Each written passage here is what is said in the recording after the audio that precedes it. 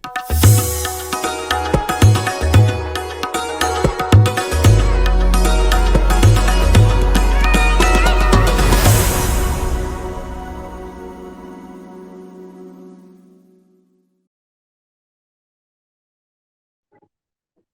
दोस्तों, हमारा राजस्थान दक्षिण राजस्थान के एक और एपिसोड में आप सभी का स्वागत है।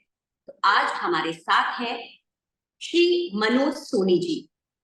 कुंदन मीना कलाकार मनोज सोनी, जिन्होंने 1990 में अपने पारंपरिक व्यवसाय और कला से जुड़ने का फैसला किया और आज उनके इस निर्णय से न ही वो सिर्फ कामयाब हुए, बल्कि राजस्थान की समृद्ध पारंपरिक कला को नई ऊंचाइयों तक ले जाने में संपूर्ण समर्थन भी दे रहे हैं। आप अपने परिवार की पारंपरिक कला और व्यवसाय को आगे बढ़ाते हुए इस ट्रेडिशनल क्राफ्ट को कर राजस्थान की गरिमा बढ़ा रहे हैं। तो बहुत बहुत स्वागत है मनोज जी आपका आज हमारे इस प्रोग्राम हमारा राजस्थान दक्षिण राजस्थान के इस नए एपिसोड में। नमस्कार। तो मनोज जी, मेरा सबसे पहला सवाल आपसे, राजस्थान की कुंदन मीना कला की दुनिया भर में पहचान है। जयपुर कुंदन मीनाकारी की परंपरा और कलात्मक महिमा का केंद्र है। इस विशिष्ट कला से जुड़ने की प्रेरणा आपको कब और किससे मिली? इस काम को जुड़ने की प्रेरणा मेरे को मेरी मम्मी से मिली है।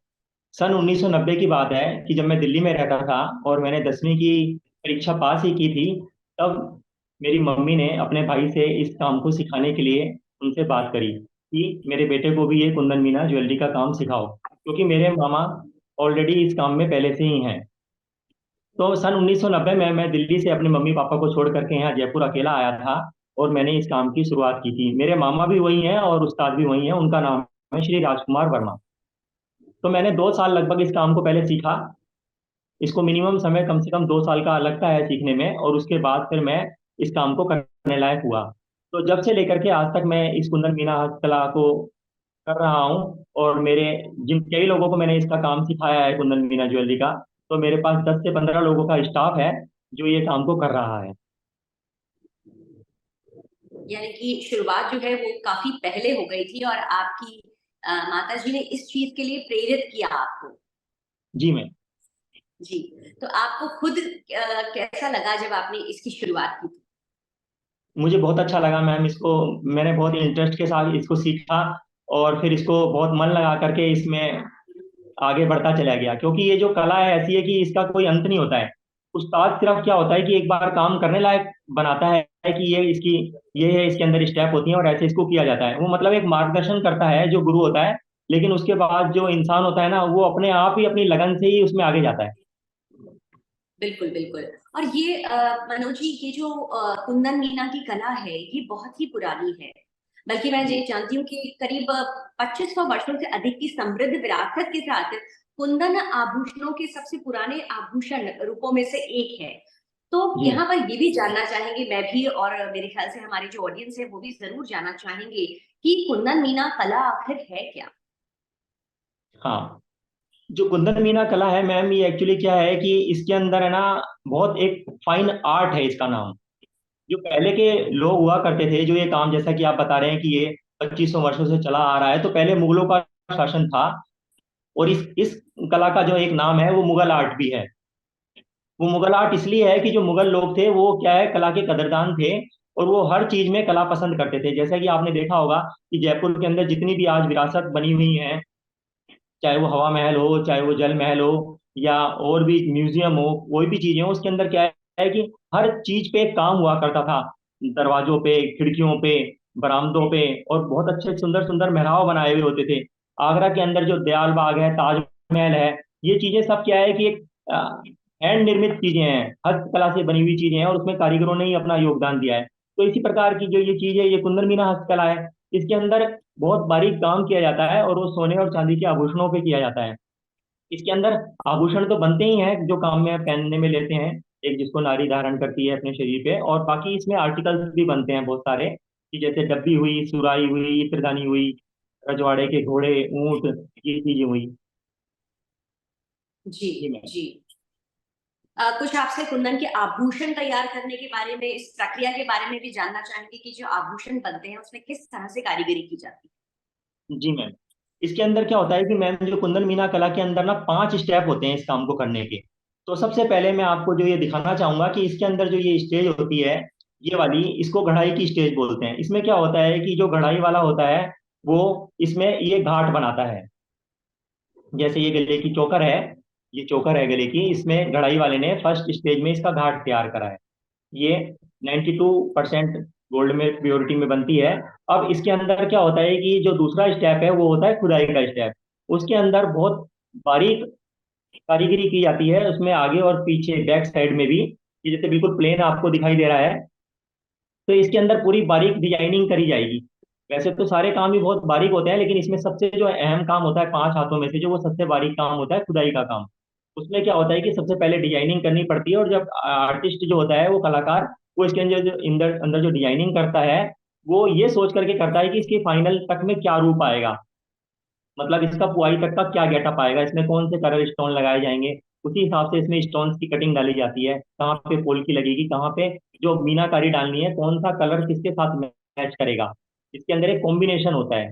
तो इसके लाल, हरा, नीला, सफेद, फाख्ताई, फिरोजा, ये जो इसमें कलर, डिफरेंट कलर यूज किए जाते हैं, तो खुदाई के अंदर होता है। जैसे कि ये वाला जो मैं आपको पेंडेंट दिखा रहा हूँ, ये देखिए, ये देखिए, इसके जी। अंदर क्या है कि बहुत बारीक मीनाकारी की हुई है। मोर बैठे हैं, मोरनी बैठी है, और फूल पत्तियां वगैरह बनाई हुई हैं। तो ये खुदाई की आर्ट होती है, बारीक आर्ट जिसे कहते हैं। इसके अंदर डिजाइनिंग की जाती है ना। इसके अंदर जो रंगाई वाला होता है, वो मीनाकार जो होता है, वो इसके अंदर जैसे खुदाई वाले ने इसमें खुदाई कर दी है, जो डिजाइनिंग की है उसमें गहराई दी है उसके अंदर। और हमारे सिर के अंदर जो इतने बारीक बारीक बाल होते हैं, इतने बारीक बारीक महीन इसके अंदर जिला के तार खींचने पड़ते हैं, कि जैसे लोगों का क्या होता है कि इसके अंदर लाल, हरा और नीला, सफेद ये कलर नजर आ रहे हैं ऊपर से। लेकिन अगर आप इसको डीपली अंदर तक गहराई में देखेंगे, तो इसके अंदर इतने बारीक बाल के जैसे तार खींचे हुए हैं इस काम के अंदर, एक एक बाल के जैसे बिल्कुल बारीक तार। जो मेरे पास इंस्टीट्यूट से बच्चे आते हैं जब यहाँ पे, Indian institute of James and jewellery से, तो मैं उसकी बारीकियों को उनको बताता हूँ, उस काम को देखते हैं और उसको नोट करते हैं अपनी डायरी में। तो इसमें क्या होता है कि जो मीनाकारी में इसमें कलर यूज करे जाते हैं, तो और उसको फिर भट्टी में चलाया जाता है, तो जिससे इसके अंदर ये पीछे इसमें कलर्स आते हैं। जैसे कि ये कड़ा है, देखिए, इस कड़े के अंदर, ये अंदर भी बहुत बारीक महीन काम किया हुआ है इसके अंदर, बहुत ही फाइन आर्ट। ये देखिए, इसका खुलने का सिस्टम है। और ये इसमें, ये देखिए, ये इसके अंदर बारीक, बहुत बारीक आर्ट डाली हुई है काम की, ग्रीन मीना और गोल्डन, और इसमें ब्लैक और वाइट के टच के इसमें फूल डाले हुए हैं। और ऊपर से जो ये काम किया हुआ है, ये प्रकाश का काम है। ये प्रकाश का काम जो होता है, वो ये इतना बारीक काम होता है कि ये 100 साल तक भी ऐसा ही रहेगा, इसका कुछ नहीं बिगड़ेगा। और इसको एंटिक किया हुआ है। और इसके अंदर जो ऊपर काम में स्टोन्स यूज किए हुए हैं, जो इसके रंगाई के बाद जो फोर्थ स्टेप होता है जड़ाई का, उसके अंदर जड़िया, इसके अंदर जो 24 कैरेट जो कुंदन होता है, ये जो प्योर फाइन कुंदन होता है, इसके अंदर क्या है कि जो जड़ाई के काम में लिया जाता है, और स्टोन्स को, पोल्कियों को उसमें उस कुंदन से सेट किया जाता है। तो इसके बाद इसके अंदर फाइनल में इससे छिलाई करके रूप डाला जाता है, जिसके अंदर ये फिनिशिंग आती है काम के अंदर। तो ये हो गया जड़ाई का काम। और उसके बाद में जो ये काम है, ये पुआई का काम होता है। ये देखिए, जैसे ये मैं आपको पेंडेंट दिखा रहा हूँ, इस काम के अंदर इसमें देखो बैक साइड में भी कितनी बारीक डिजाइनिंग की हुई है, और फ्रंट साइड में भी इसमें ये डिजाइनिंग की हुई है काम में। और इसके अंदर ये जो इसमें, ये इसको पुआई करके, ये देखिए, ये इसमें जो पुआई करके इसका जो गेटअप डाला गया है काम का, ये इसको पटवा करता है। तो ये 5 हाथों का काम है जो तैयार होता है, और बहुत फाइन आर्ट है। जी मैम। बहुत बहुत ही खूबसूरत वाकई। वैसे तो हम जयपुर में रहते हैं तो ये ज्वेलरी देखते रहते हैं, लेकिन जब इस कारीगरों की नजर से हम देखते हैं, इस बारीक कारीगरी को देखते हैं, तो ये चीजें और भी ज्यादा खूबसूरत और भी ज्यादा सुंदर लगती हैं मनोज जी। जी तो मैम। मनोज जी, अब आपसे एक ऐसा सवाल है मेरा, जो कि मुझे लगता है कि हमारे वो व्यूअर्स जो कि इस फील्ड में इंटरेस्टेड हैं वो जरूर जानना चाहेंगे। पिछले कुछ वर्षों में कुंदन की कला में बदलाव क्या आया? क्या इस कला को सीखने के लिए कोई विशेष ट्रेनिंग लेनी पड़ती है? और अगर सही है ये बात, जैसे कि आपने बताया कि आपने ट्रेनिंग ली है, तो लगभग कितना समय लगता है? तो सबसे पहले जानना चाहेंगे कि बदलाव किस तरह का आया है, हालांकि ये कला बहुत पुरानी है। जी मैम, मैं आपको ये बताना चाहूंगा कि इस कला के अंदर जो बदलाव आया है, वो ये बदलाव आया है कि इसके अंदर जो सबसे बड़ा जो कारण है बदलाव आने का, वो एक ये है कि गोल्ड की जो रेट कीमतें हैं, वो दिन प्रतिदिन बहुत ज्यादा बढ़ती जा रही हैं। सोना 60,000 क्रॉस कर गया है इस समय पे। तो ये जो चीजें बनती हैं इसके अंदर कॉस्टिंग बहुत ज्यादा आती है, लागत ज्यादा आती है। तो इसका बदलाव आने का ये बहुत बड़ा कारण है। अब जो बदलाव आया है वो ये बदलाव ये है कि जो ये जो ज्वेलरी बनती थी, ये पहले 98% गोल्ड में बनती थी। जैसे कि ये जो पेंडेंट मैं आपको दिखा रहा हूँ, ये 98% गोल्ड में बना हुआ है, ये वाला जो पेंडेंट है। और इसमें देसी मीना हुआ है। देसी मीना, ये देखिए, ये देखिए, ये इसके अंदर देसी मीना है। देसी मीना एक ऐसा होता था जिसकी भट्टी चलाने में एक बहुत बड़ी कला होती थी। अगर जयपुर के अंदर 100 कारीगर है तो 100 में से सिर्फ 2 ही आदमी ऐसे हैं जो ये देसी मीना करना जानते हैं, इसकी भट्टी चलाना जानते हैं। ये एक बहुत विशिष्ट कला है देसी मीने की, और ये 98% प्योरिटी के ऊपर होती है मैम।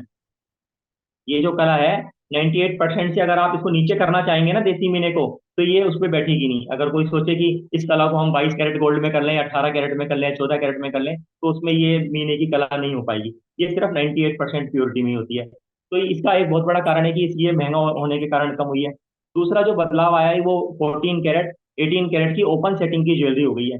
इसके अंदर जो जड़ाई का काम करा जाता था इस सामान के अंदर, जैसे ये मैं आपको झुमकी दिखा रहा हूँ, ये देखिए, टॉप्स देखिए। इसके अंदर क्या है कि कुंदन का इस्तेमाल होता था, जैसे कि अभी मैंने आपको बताया है। लेकिन आजकल जो बदलाव आया है, ट्रेंड चेंज हो गया, उसमें कुंदन का यूज ही नहीं हो रहा है। उसके अंदर सिर्फ जो घाट बनते हैं, जैसे 14 कैरेट 18 कैरेट के जो घाट बनते हैं, उसी में ही स्टोन्स को उसको दबा करके उसकी सेटिंग कर दी जाती है, और उसको ही उसका रूप डाल दिया जाता है। तो इसके अंदर ये बहुत बड़ा बदलाव आया है इसके अंदर, काम के अंदर।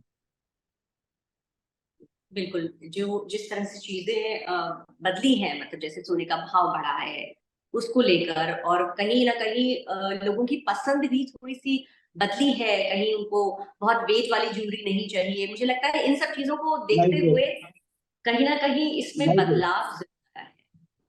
जी। जी जी। हाँ। अब मनोज जी, क्या आपको लगता है कि आज की युवा पीढ़ी इस ट्रेडिशनल आर्ट को सीखने की इच्छुक है? आपको ऐसे लोग मिलते और दिखते हैं जो कि आपको लगता है कि नए लोग जो कि इस ट्रेडिशनल आर्ट को सीखना चाहते हैं? जी मैम, मेरे पास क्या है कि 2-3 बार विजिट कर चुके हैं यहाँ पे। Indian institute of James and jewellery के स्टूडेंट्स आते हैं, 30-30 35-35 बच्चों का स्टाफ है जो वो मेरे पास आता है यहाँ पे। और मैं उनको ये काम करके दिखाता हूँ और इसकी बारीकियों को उनको बताता हूँ, तो वो इसको बहुत इंटरेस्ट के साथ सीखते हैं। और इसका एक ये बहुत बड़ा कारण भी है कि जैसे जेम्स एंड ज्वेलरी इंस्टीट्यूट के अंदर क्या है कि ये जो पेंसिल से स्केचेस बनाना बताया जाता है, कैड केमिन कास्टिंग का प्रोसेस वहाँ पे सिखाया जाता है, लेकिन ये वाली प्रोसेस वहाँ पर नहीं देखने को मिलता है उनको। तो जब ये इस काम को, मैं इसके बारीकियों को बताता हूँ काम की, तो वो क्या है, बहुत इंटरेस्ट के साथ इसको सीखते हैं और अपनी डायरी और पेन लेके आते हैं, उसमें नोट करते हैं कि इसकी बारीकियों को क्या है। तो जब वो वहां से सीख करके जब निकलेंगे, तो वो क्या है कि बहुत अच्छे डिजाइनर बनेंगे। उसका एक रीजन ये होगा कि उनको मैंने इस काम की बारीकियों के बारे में बता दिया है कि ये काम ऐसे होता है, उसमें ये बारीकी होती है, इसमें ऐसे डिजाइनिंग करनी पड़ती है, तो वो एक अच्छे डिजाइनर बनेंगे। तो इसका ये कारण है मैम। इंटरेस्ट तो ले रहे हैं, लेकिन क्या है कि ये काम कम हो गया है। जो कुंदन मिनी ज्वेलरी का जो काम है वो धीरे धीरे चलन में कम हो गया है, एक तो महंगा महंगा होने के कारण से। और दूसरा क्या है कि व्यापारियों को इसको, अगर इस काम को बढ़ाना है तो व्यापारियों को और सरकार को इसमें थोड़ी सी मदद करनी पड़ेगी। उनको इस चीज की तरफ रुझान दिखाना पड़ेगा। स्टूडेंट्स है, ये जो आज की युवा पीढ़ी है, वो इसको जब ही सीखना और करना चाहेगी जब ये काम होगा। जब काम ही नहीं होगा तो इसको काम को कोई सीखना नहीं चाहेगा। पहले के समय में क्या होता था कि घर में बड़े काम करते थे, वो बच्चों को काम सिखाते थे ये वाला। लेकिन जैसे धीरे धीरे ये काम चलन में कम होता जा रहा है, तो लोग इस पे से अपना रास्ता हटा रहे हैं और दूसरी तरफ जा रहे हैं और कामों में जा रहे हैं। तो इसका एक ये बहुत बड़ा कारण है कि जो इसमें काम में नहीं आ रहे हैं। बाकी काम तो ये बहुत अच्छा है और बहुत अच्छी कला है। मेरा तो इसके अंदर यही मानना है कि इस काम के अंदर अगर राजस्थान सरकार मदद करे और दिया कुमारी जी इसके अंदर थोड़ा सा ध्यान दें इस कलाकृति को संभाल के रखने के लिए, तो ये काम बहुत अच्छा चलेगा। मैं आपको बताना चाहूंगा कि मेरे लिए जो एक सबसे बड़े आदर्श के रूप में रहे हैं वो कुशल चंद जी सुराना है, जो राज मंदिर के ओनर हैं इस समय। 90 साल से ऊपर उनकी एज है, और मैंने करीबन 28 साल उनका काम किया। और उन्होंने मेरे काम से खुश होकर के और मेरी ईमानदारी से खुश होकर के मुझसे मुझे प्रशस्ति पत्र से सम्मानित किया है। तो वो मेरे लिए बहुत एक प्रेरणा रूप में भी हैं, और काम को आगे बढ़ाने में भी उन्होंने मेरी बहुत मदद करी है। उन्होंने मेरे को बताया था कि जैसा मेरी उनसे बातचीत हुई कि सन 1950 में उन्होंने इस काम को, पढ़ाई छोड़ करके, बल्कि इस काम के अंदर उतरे थे और इस काम को बहुत ऊंचाइयों तक लेकर के गए थे। आज ये मान के चलो कि जयपुर के अंदर कोई ऐसा नहीं है जो उनको, कुशल चंद जी सुराना को नहीं जानता है। पहले ऐसा हुआ करता था कि कुंदन मीना ज्वेलरी मतलब कुशल चंद जी सुराना मतलब सुराना ज्वेलर्स का नाम आता था।